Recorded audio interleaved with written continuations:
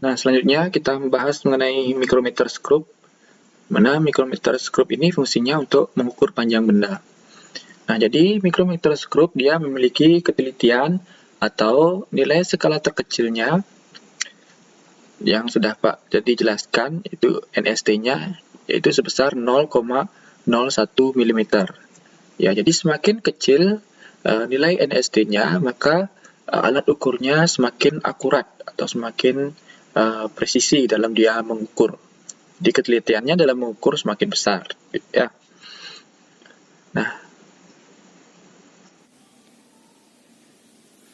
Nah, ini merupakan micrometer screw. Jadi Bapak akan menjelaskan bagian-bagian dari micrometer screw ini ya. Jadi yang pertama, yang di sebelah kiri, di bagian sini itu ada poros tetap. Kemudian bagian sini dinamakan poros geser ya. Nah, yang ini penguncinya. Jadi kalian kalau mau mengukur bendanya, pastikan dulu penguncinya itu sudah kalian geser ke sebelah kanan, sehingga pemutarnya di sini bisa kalian putar. Nah, ini seperti ini tidak bisa kalian putar karena pada posisi ini dia terkunci. Dibuka dulu seperti ini, baru pemutarnya bisa kalian putar. Nah, pada bagian kanan di sini itu ada skala utamanya ya, yang terlihat ketika kalian memutar pemutarnya. Ini skala utama. Kemudian yang bagian ini dinamakan skala noniusnya. Ya, jadi ketika kalian ingin mengukur benda seperti ini, jadi rahangnya dibuka dulu. Ingat penguncinya itu digeser ke sebelah kanan. Kemudian pemutarnya ini diputar ya sampai porosnya bergeser, sampai bagian ini bisa muat untuk kalian masukkan bendanya ya. Untuk membuka itu diputar ke arah dalam ya, kemudian untuk mengencangkannya diputar ke arah luar. Di ini ada pemutar. Kemudian ketika bagian porosnya sudah terbuka, kalian masukkan benda yang akan kalian ukur, dikencangkan.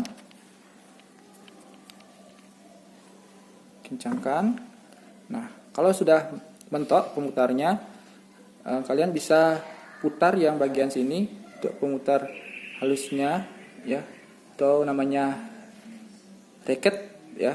Jadi untuk memutar porosnya, jika memungkinkan diputar lagi sedikit. Nah, ini kalian putar lagi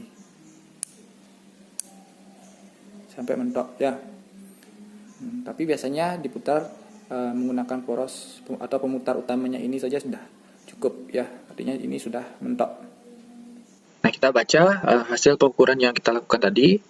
Yang pertama, skala utamanya itu yang terletak di bagian sebelah sini ya, skala utamanya, skala utama. Kemudian yang di sebelah kanannya itu skala noniusnya. Nah, lihat skala utamanya ini menunjukkan angka 5. Kemudian masih terlihat satu goresan pada bagian atasnya, yang ini. Ya, berarti 5, 6. Tulis 6. Nah, ditambah pada goresan atau skala bagian bawahnya. Ini masing-masing skalanya nilainya 0,5 mm. Nah, kita lihat di sini 5, kemudian 6, kemudian di sini masih ada satu goresan. Jadi ditambahkan 0,5 mm, hasilnya 6,5 mm. Nah, untuk skala noniusnya di sini seperti jangka sorong, kita cari yang berhimpit ya. Tapi berhimpitnya dengan garis tengah di skala utamanya. Nah, jadi skala noniusnya menunjukkan sini angkanya 10.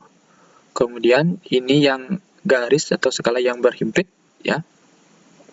Jadi 10, 11, 12. ya. Jadi 12 dikali dengan 0,01 ya. Jadi 12 kali dengan NST-nya di sini. NST-nya. Jadi hasilnya 0,12 mm. Nah, tinggal kalian jumlahkan ya. Jadi hasil pengukuran skala utama ditambah skala Nonius kali NST sama dengan 6,5 ditambah 12 kali 0,01 sama dengan 6,5 ditambah 0,12. Ini hasilnya 6,62 mm. Nah, baik, selanjutnya Pak contohkan ya, lagi 2 soal.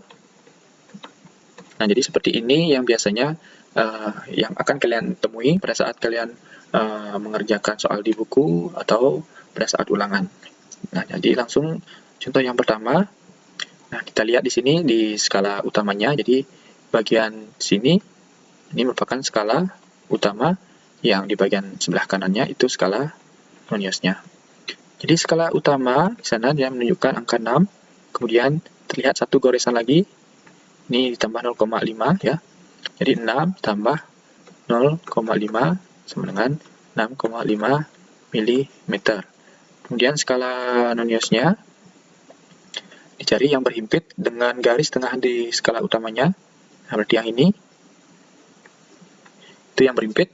Nah, kita lihat di sini angkanya 30 yang bagian bawah. Jadi 30, 31, 32, 33, 34. Jadi 34 kali 0,01. Hasilnya 0,34 mm. Jadi hasil pengukuran skala utama tambah skala Nonius kali NST sama dengan 6,5 tambah 34 kali 0,01 sama dengan 6,5 tambah 0,34. Ini hasilnya 6,84 mm. Nah, untuk soal yang kedua, kita lihat lagi skala utamanya. Skala utamanya bagian atas ya, skala utama ada angka 4, kemudian ada satu goresan lagi pada bagian bawahnya, berarti 4 ditambah 0,5, 4,5 mm. Kemudian skala Noniusnya sebelah sini, lihat yang berhimpit ya, jadi 10, kemudian ada satu goresan 10, 11 ya, yang sebelah sini 11 dikali 0,01, 0,11 mm, atau kalian bisa langsung jumlahkan ya. Ini hasilnya 4,61 mm. Nah, itu hasil akhirnya untuk pengukuran pada mikrometer skrup. Baik, untuk materi selanjutnya kita akan mengukur volume benda yang bentuknya tidak beraturan ya. Jadi untuk mengukur volume benda yang biasa atau yang sering kalian pelajari adalah benda-benda yang bentuknya sudah beraturan ya, seperti bentuk kubus, bentuk balok, bentuk bola, bentuk tabung dan lain sebagainya. Itu sudah memiliki rumus untuk mencari volume bendanya masing-masing. Nah, jadi bagaimana mengukur benda yang bentuknya tidak beraturan, seperti misalkan batu ya. Batu itu kan tidak jelas ya bentuknya, apakah dia berbentuk bola atau bentuk tabung dan lain sebagainya. Kemudian ada logam ya, logam yang bentuknya tidak beraturan, atau emas yang juga bentuknya tidak beraturan seperti ini. Nah, untuk mengetahui bagaimana cara pengukurannya, perhatikan video praktikum yang akan Bapak tayangkan berikut. Nah, selanjutnya kita akan mengukur volume benda yang ukurannya tidak beraturan ya. Jadi untuk benda-benda yang ukurannya bentuknya beraturan seperti kubus, bola, atau lain sebagainya, itu kan sudah ada rumusnya. Bagaimana kalau kita akan mengukur suatu volume benda, misalkan batu ini ya. Kalau batu ini kan ukurannya tidak beraturan ya. Jadi kita tidak bisa mengukur volumenya menggunakan rumus yang biasa kita gunakan. Jadi kita mengukur volumenya dengan menggunakan tabung ukur.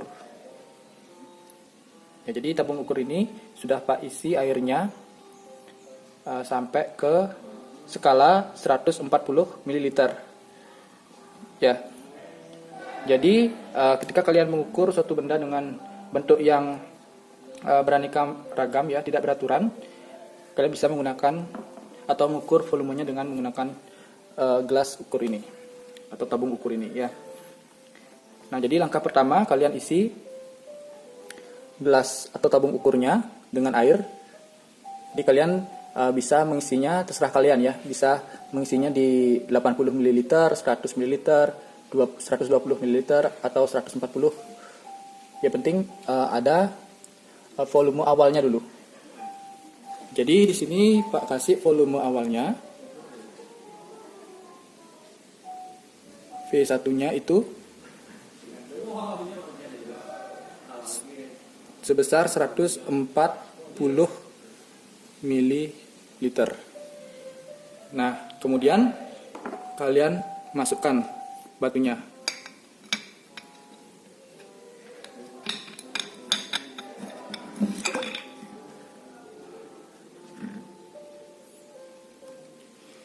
Seperti ini. Nah, terlihat di sini air yang tadi berada di skala 140 ml itu naik. Ya, di sini kita dapat volume yang kedua, volume airnya ya. Itu di angka 148 ml. Jadi volume benda bisa kita cari dengan melakukan pengurangan ya. V2 dikurangi V1. V2 ini volume akhir ketika kalian sudah memasukkan batunya. Kemudian V1 adalah volume awalnya ketika belum dimasukkan bendanya ke dalam tabung ukur. Ya, jadi ini hasilnya 148 dikurang 140. Hasilnya 8 ml. Nah, ini bisa kalian konversi ke satuan kubik. Ya. Jadi untuk benda yang berukuran keras, yang strukturnya keras, biasanya satuan volumenya itu kubik. Kemudian untuk benda-benda cair itu satuannya liter. Nah, selanjutnya Bapak contohkan di sini ya. Contoh selanjutnya, bagaimana kalian mengukur volume benda yang tidak beraturan menggunakan cairan, yaitu menggunakan gelas ukur ya. Jadi pada gelas ukur yang pertama, ini gelas ukurnya belum dimasukkan benda ya, atau belum dimasukkan batunya. Jadi di sini kalian isi tabung ini dengan air. Untuk pengisian airnya itu terserah kalian, bisa 160, bisa 140, bisa 120 untuk volume awalnya ya. Volume awalnya. Jadi kalian terserah, kalian pilih. Nah, di sini Bapak pakai volume awalnya itu, kalau kalian lihat di sana itu 160. Ini VA atau V1 ya. Pakai V1 deh biar gampang. Kemudian setelah dimasukkan bendanya ini ya, batunya, maka volume air itu akan naik ya dari 160, kemudian di sini menjadi 168. Ya, jadi 160, 165, 167, 168 di sini. Jadi volume benda kalian bisa hitung dengan ini V2. V2-nya. V2 dikurangi V1. Ini volume benda 168 dikurangi 160. Ini hasilnya 8 ml. Nah, ini bisa kalian konversi nanti ke kubiknya ya. Nah, konversikan. Jadi kita dapat 8 ml. Nah, selanjutnya di sini. Jadi di sini V1-nya bisa kalian lihat di sini skalanya menunjukkan 30 cm kubik. Kemudian setelah batunya dimasukkan, volume yang kedua itu 40 cm kubik. Ini V1 ya, yang ini V2. Buat pertama dulu diketahui V1 30 cm kubik, V2 itu 40 cm kubik. Yang ditanya V benda. Nah, jawab. Jadi V benda sama dengan V2 dikurang V1. Itu sama dengan 40 dikurang 30. Berarti 10 cm kubik. Ini jawabannya. Nah, paling agar kalian mudah memahami, mungkin kalian bisa membuatnya seperti ini.